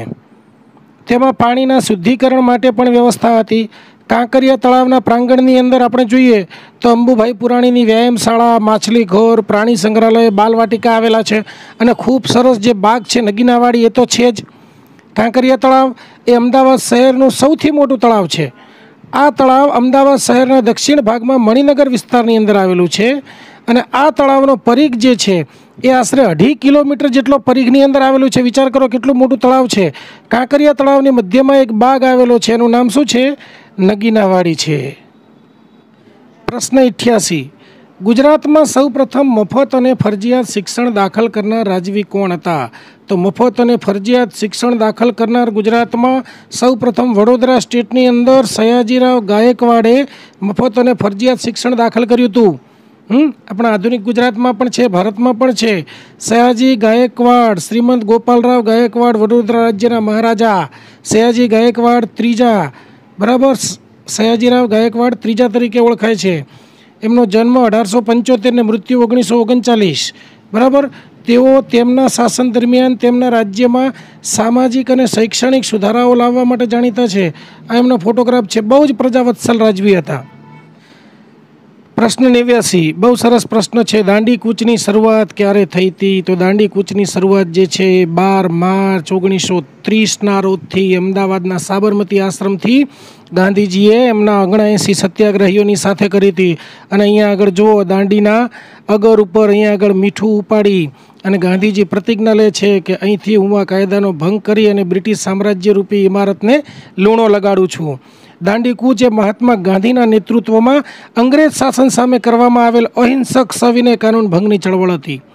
12 માર્ચથી 6 એપ્રિલ 1930 દરમિયાન 14 દિવસ સુધી ચાલેલી આ લડતની અંદર અંગ્રેજ સરકારના મીઠા પરના એકાધિકાર તેમજ મીઠા પર લગાડવામાં આવેલા કર વિરુદ્ધ અહિંસક પ્રતિરોધ દ્વારા પ્રત્યક્ષ કાર્યવાહીનું અભિયાન શરૂ કરવામાં આવ્યું હતું. મહાત્મા ગાંધીએ પોતાના 79 વિશ્વાસુ સ્વયંસેવકો સાથે આ સત્યાગ્રહની શરૂઆત કરી હતી. 24 દિવસ સુધી રોજ 10 માઇલ સુધી ચાલવાનું, એટલું અંતર કાપવાનું. અને આ જે કૂચ છે એ સાબરમતી આશ્રમથી શરૂ કરવામાં આવી હતી અને નવસારીની નજીક દરિયા કિનારે આવેલા દાંડી ગામ સુધી આ કૂચ કરવામાં આવી હતી. માર્ગમાં હજારો ભારતીયો જે આપણા ગુજરાતીઓ ભારતીયો જે છે એ આ દાંડી કૂચની અંદર જોડાતા ગયા. અને 6 એપ્રિલે સવારે 6:30 વાગે ગાંધીજીએ મીઠાના કાયદો તોડી નાખ્યો. એક ચપટીક મીઠું ઉપાડ્યું અને કીધું કે અહીંથી હું મીઠાના કાયદાનો ભંગ કરું છું અને બ્રિટિશ સામ્રાજ્યરૂપી ઇમારતને લૂણો લગાડું છું. જેના પરિણામ સ્વરૂપે સમગ્ર દેશની અંદર સવિનય અવજ્ઞા અથવા તો સવિનય કાનૂન ભંગના આંદોલનની શરૂઆત થઈ ગઈ. પ્રશ્ન 90. કયા સત્યાગ્રહને ગુજરાતનો પ્રથમ સત્યાગ્રહ માનવામાં આવે છે? તો સાચો જવાબ છે ખેડા સત્યાગ્રહને ગુજરાતનો પ્રથમ સત્યાગ્રહ માનવામાં આવે છે. જો કેમ તો જો એને આ 1918ની અંદર ખેડા જિલ્લાના ખેડૂતો પાક નિષ્ફળ જવાના કારણે તથા પ્લેગનો રોગચાળો ફાટી નીકળવાના કારણે અંગ્રેજ સરકાર દ્વારા નાખવામાં આવેલો ઊંચો કર ભરી શકે એમ નહોતા. આથી ગાંધીજીએ ખેડૂતોના જે પ્રશ્નો છે, સમસ્યાઓ છે, એના સમાધાન માટે આંદોલન કર્યું હતું અને એ આંદોલન ખેડા આંદોલન તરીકે ઓળખાય છે. બરાબર. ક્યારે? 1918ની અંદર આ ખેડા આંદોલન થયું હતું. બરાબર. એમાં આપણને એક કવિતા પણ યાદ આવે છે કે ખેડા તણા ખેડૂત વીરા આપ્યું વચનમ પાળજો, ખોળે તમારે આબરૂ છે હિંદની સંભાળજો, મારે ભલે કાપે ભલે ડામે ભલે તો સાંખજો, પણ જોડીમાં અધિકારીની મહેસૂલ તમે ના આપશો. હવે આપણને થોડી વાત કરી લઈએ બારડોલી સત્યાગ્રહ વિશે. તો 1928ની અંદર બારડોલી સત્યાગ્રહ થયો હતો. બરાબર. એ વખતે બારડોલી સત્યાગ્રહ થયો એ ભારતના સ્વાતંત્ર્ય સંગ્રામમાં એક બહુ મહત્ત્વની ઘટના તરીકે એને ઓળખવામાં આવે છે. આ સત્યાગ્રહ એ સવિનય કાનૂન ભંગની જે ચળવળ છે એનો જ એક ભાગ હતો. બિલકુલ એની પૂર્વે બનેલો હતો.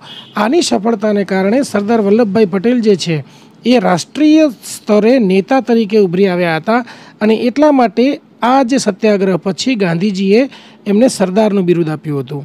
હવે આપણે વાત કરીએ ધરાસણા સત્યાગ્રહની. ધરાસણા સત્યાગ્રહ જે છે એ દાંડીકૂચ સાથે બહુ જ નજીકથી જોડાયેલો છે. મે 1930માં ભારતમાં બ્રિટિશ શાસન દરમિયાન લગાવવામાં આવેલા મીઠા ઉપર જે કરવેરા મૂક્યા હતા એના વિરોધની અંદર ગાંધીજીએ દાંડીકૂચ કરી હતી. આ જે દાંડી સત્યાગ્રહની સમાપ્તિ થાય છે, બરાબર, એના પછી આ એ દાંડીની બાજુમાં જ ધરાસણા આવેલું છે. તો ત્યાં આગળ આ જે છે એ સત્યાગ્રહો ચાલુ રહે છે. પ્રશ્ન 91. ખાલી જગ્યાને સમાજશાસ્ત્રના પિતા માનવામાં આવે છે. તો ઓગસ્ટ કોમ્તે આ ઓગસ્ટ કોમ છે એમને સમાજશાસ્ત્રના પિતા તરીકે ઓળખવામાં આવે છે. એમનું નામ છે ઇસિદોર મારિયા ઓગસ્ટ ફ્રાન્સુઆ હાવિયેર કોન્ત. 1798થી અને 1857 સુધીનો એમનો સમય છે. 1857 એટલે યાદ રાખવાનો કે આપણો 1857માં વિપ્લવ થયો હતો. બરાબર. 59 વર્ષ સુધી એ જીવ્યા હતા.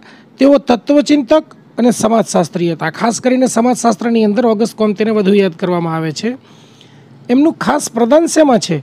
તો સમાજશાસ્ત્ર શબ્દની અને તેના વિષય વસ્તુની પદ્ધતિની સૌ પ્રથમ ચર્ચા ઓગસ્ટ કોમ્તેએ કરી હતી અને એટલા માટે એમને સમાજશાસ્ત્રના પિતા તરીકે ઓળખવામાં આવે છે. અહીંયા જો ઇતિહાસના પિતા કે તો હેરોડોટ્સ આવશે અને અર્થશાસ્ત્રના પિતા કે તો એડમ સ્મિથ આવશે. આ પણ યાદ રાખવાનું. તેમણે કોર્સ ઓફ પોઝિટિવ ફિલોસોફી, જુઓ કેટલું સરસ આપ્યું છે, કોર્સ ઓફ પોઝિટિવ ફિલોસોફીના 6 ગ્રંથ અને સિસ્ટમ ઓફ પોઝિટિવ પોલિટીના 4 ગ્રંથ એમને આપ્યા છે. બરાબર. ઓગસ્ટ કોમ્તે એટલે સમાજશાસ્ત્રના પિતા. પ્રશ્ન 92. ભારતનો વસ્તી વૃદ્ધિ દર ન્યૂનતમ એટલે ઓછામાં ઓછો ને અધિકતમ એટલે વધુમાં વધુ કયા દશકામાં હતો, કયા ડેકેડમાં હતો? તો જુઓ, ઓછામાં ઓછો જે છે વસ્તી વૃદ્ધિ દર એ 1911થી 1921માં હતો. આ સમય દરમિયાન કોઈ મહત્ત્વપૂર્ણ ઘટના બની હોય વિશ્વની અંદર અને ભારતની અંદર તો એ છે પ્રથમ વિશ્વયુદ્ધ છે. બરાબર. અને 1961થી ને 71 આ વર્ષો દરમિયાન ભારતમાં વસ્તી વૃદ્ધિનો દર છે એ અધિકતમ છે. ફરી યાદ કરી લઈએ, 1911થી 21માં ઓછામાં ઓછો અને 61થી 71ની અંદર વધુમાં વધુ વસ્તી વૃદ્ધિનો દર હતો. પ્રશ્ન 93. પ્રત્યેક વિદ્યમાન સમાજનો ઇતિહાસ વર્ગ સંઘર્ષનો ઇતિહાસ છે. વર્ગ સંઘર્ષ આવી જાય એટલે આપણને સ્વાભાવિક રીતે જ કાર્લ માર્ક્સ દેખાય. આ કાર્લ માર્ક્સનો ફોટો છે. કાર્લ માર્ક્સનો જન્મ જે છે એ જર્મનીના ટીયર નગરની અંદર 5 મે 1818ના રોજ થયો હતો. કાર્લ માર્ક્સ સમાજશાસ્ત્રમાં સંઘર્ષવાદી અને સમાજવાદી વિચાર શાખાના પ્રણેતા છે. કાર્લ માર્ક્સના મત મુજબ ઐતિહાસિક ઘટનાઓ પર આર્થિક પરિસ્થિતિનો પ્રભાવ હોય છે. હિસ્ટોરિકલ ઇવેન્ટ્સ જે છે એના ઉપર ઇકોનોમિકલ કન્ડિશન છે એનો ખાસ પ્રભાવ હોય છે. એમણે એક પુસ્તક લખ્યું છે, એનું નામ છે દાસ કેપિટલ.